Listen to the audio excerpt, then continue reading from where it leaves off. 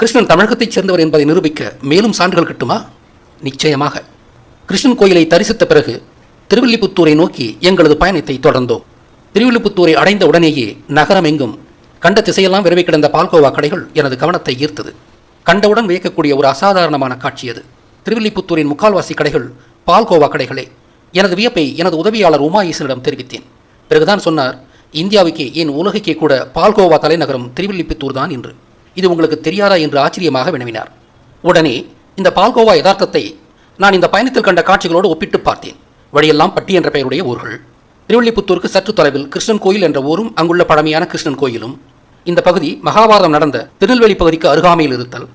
இப்போது இந்நகரம் பால்கோவாவிற்கு பெயர் போன நகரமாய் இருத்தல். பால்கோவா என்பது ஒரு தமிழ் சொல். இந்த பெயராலேயே இது இந்தியாவெங்கும் அறியப்படுகிறது. கோவா என்பது பசுவையோ அல்லது கிருஷ்ணனையோ குறிக்கலாம். பால் சேவை என்று அழைக்கப்பட்டு அதுவே பால் கேவையாகி பிறகு பால் கோவாவாக மறுவியும் இருக்கலாம். ஆக அனைத்து அவதானங்களும் கிருஷ்ணன் இந்த பகுதியைச் சேர்ந்தவர் என்று நிரூபிக்கும் வகையில் அமைந்துள்ளன.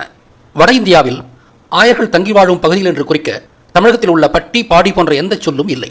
இது ஒரு முக்கியமான செய்தி. வட இந்தியாவில் ஆயர்கள் அகிர் என்று அழைக்கப்படுகின்றனர். அகிர் என்ற சொல் தமிழ் ஆயர் என்பதன் திரிப்பே. பால்கோவா என்பது பாலை சுண்ட வைத்து அதோடு இனிப்பை சேர்த்து உருவாக்கும் பொருள்.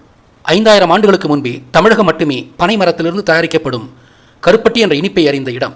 கருப்பட்டியின் பட்டி என்ற விகுதி வட்டமான களத்தில் வார்க்கப்பட்ட பொருள் என்பதை சுட்டும் பெயர். கருப்பாக இருப்பதால் கருப்பட்டி என்று அழைக்கப்பட்டது.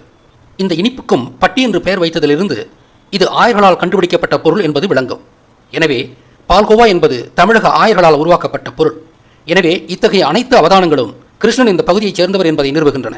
இதை மேலும் உறுதி செய்யும் சான்றாக திருவில்லிபுத்தூருக்கு மேற்கே தென்காசி செல்லும் வழியில் கிருஷ்ணராஜபுரம் என்ற ஊரில் வசுதேவ நல்லூர் பகுதியில் பாண்டியரால் கட்டப்பட்டு இப்போது புதிதாக புனரமைக்கப்பட்ட கிருஷ்ணன் கோயில் உள்ளது. இக்கோயிலில் கிருஷ்ணன் குழந்தையாக 2 கைகளிலும் வெண்ணெய் ஏந்தியபடி காட்சியளிக்கிறார். இன்னும் பல கோயில்கள் இப்பகுதிகளில் உண்டு.